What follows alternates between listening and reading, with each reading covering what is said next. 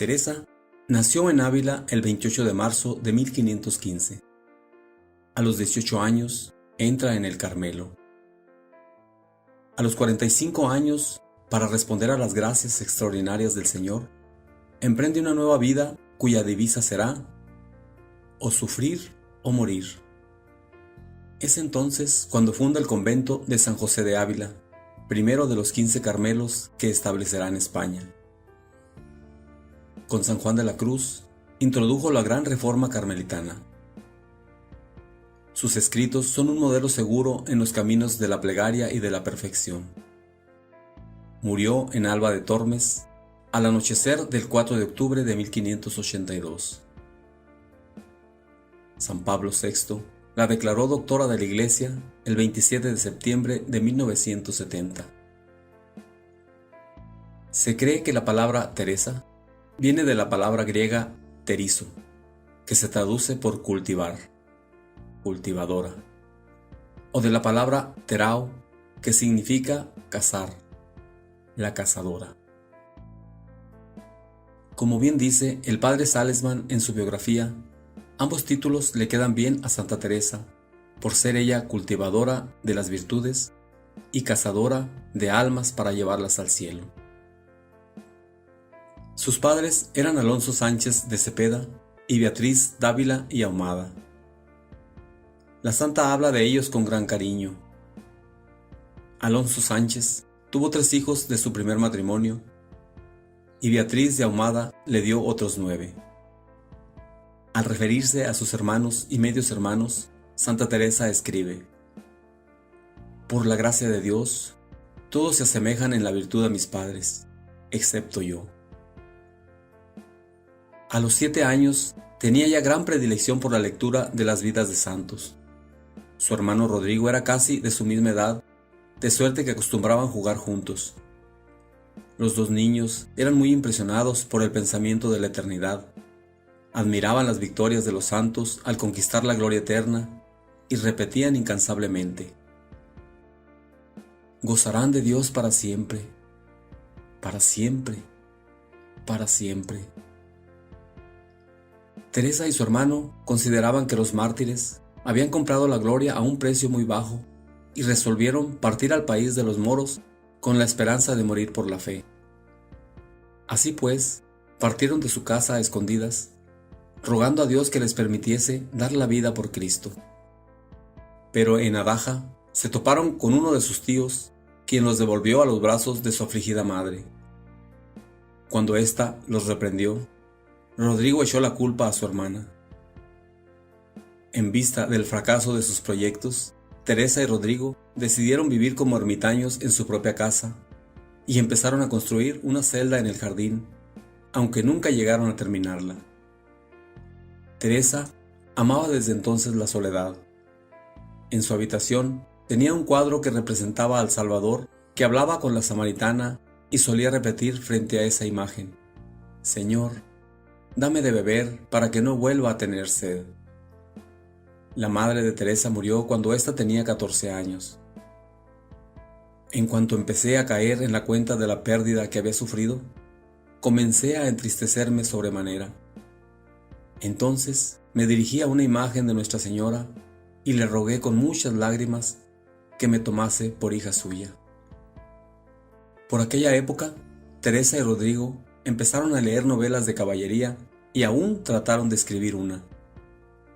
La santa confiesa en su autobiografía: «Esos libros no dejaron de enfriar mis buenos deseos y me hicieron caer insensiblemente en otras faltas. Las novelas de caballerías me gustaban tanto que no estaba yo contenta cuando no tenía una entre las manos. Poco a poco empecé a interesarme por la moda, a tomar gusto en vestirme bien, a preocuparme mucho del cuidado de mis manos, a usar perfumes y a emplear todas las vanidades que el mundo aconsejaba a las personas de mi condición». El cambio que paulatinamente se operaba en Teresa no dejó de preocupar a su padre, quien la envió a los 15 años de edad a educarse en el convento de las Agustinas de Ávila, en el que solían estudiar las jóvenes de su clase. Convencida cada vez más de su indignidad, Teresa invocaba con frecuencia a los grandes santos penitentes San Agustín y Santa María Magdalena, con quienes están asociados dos hechos que fueron decisivos en la vida de la santa. El primero fue la lectura de las Confesiones de San Agustín. El segundo fue un llamamiento a la penitencia que la santa experimentó ante una imagen de la pasión del Señor. Sentí que Santa María Magdalena acudía en mi ayuda, y desde entonces he progresado mucho en la vida espiritual.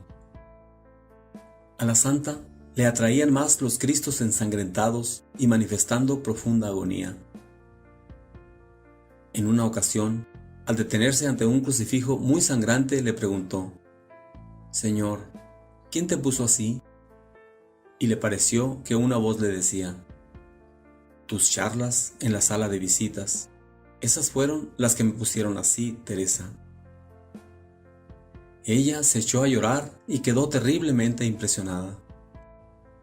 Pero desde ese día ya no vuelve a perder tiempo en charlas inútiles y en amistades que no llevan a la santidad. Una vez que Teresa se retiró de las conversaciones del recibidor y de otras ocasiones de disipación y de faltas, los santos son capaces de ver sus faltas. Dios empezó a favorecerla frecuentemente con la oración de quietud y de unión. La oración de unión ocupó un largo periodo de su vida, con el gozo y el amor que le son característicos, y Dios empezó a visitarla con visiones y comunicaciones interiores. Ello la inquietó, porque había oído hablar con frecuencia de ciertas mujeres a las que el demonio había engañado miserablemente con visiones imaginarias. Aunque estaba persuadida de que sus visiones procedían de Dios, su perplejidad la llevó a consultar el asunto con varias personas. Desgraciadamente, no todas esas personas guardaron el secreto al que estaban obligadas, y la noticia de las visiones de Teresa empezó a divulgarse para gran confusión suya. Una de las personas a las que consultó Teresa fue Francisco de Salcedo, un hombre casado que era un modelo de virtud. Este le presentó al padre Daza, doctor tenido por muy virtuoso, quien dictaminó que Teresa era víctima de los engaños del demonio, ya que era imposible que Dios concediese favores tan extraordinarios a una religiosa tan imperfecta como ella pretendía ser. Teresa quedó alarmada e insatisfecha. Francisco de Salcedo, a quien la propia santa afirma que debía su salvación, la animó en sus momentos de desaliento y le aconsejó que acudiese a uno de los padres de la recién fundada Compañía de Jesús. La santa hizo una confesión general con un jesuita, a quien expuso su manera de orar y los favores que había recibido. El jesuita le aseguró que se trataba de gracia de Dios, pero la exhortó a no descuidar el verdadero fundamento de la vida interior. Aunque el confesor de Teresa estaba convencido de que sus visiones procedían de Dios, le ordenó que tratase de resistir durante 2 meses a esas gracias. La resistencia de la santa fue en vano. Otro jesuita, el padre Baltasar Álvarez, le aconsejó que pidiese a Dios ayuda para hacer siempre lo que fuese más agradable a sus ojos y que con ese fin recitase diariamente el Veni Creator Spiritus. Así lo hizo Teresa. Un día, precisamente cuando repetía el himno, fue arrebatada en éxtasis y oyó en el interior de su alma estas palabras: «No quiero que converses con los hombres, sino con los ángeles». Ella dirá después: «El Espíritu Santo, como fuerte huracán, hace adelantar más en una hora la navecilla de nuestra alma hacia la santidad que lo que nosotros habíamos conseguido en meses y años remando con nuestras solas fuerzas». La santa, que tuvo en su vida interior repetidas experiencias de palabras divinas, afirma que son más claras y distintas que las humanas. Dice también que las primeras son operativas, ya que producen en el alma una tendencia a la virtud y la dejan llena de gozo y de paz, convencida de la verdad de lo que ha escuchado. Dios te bendiga.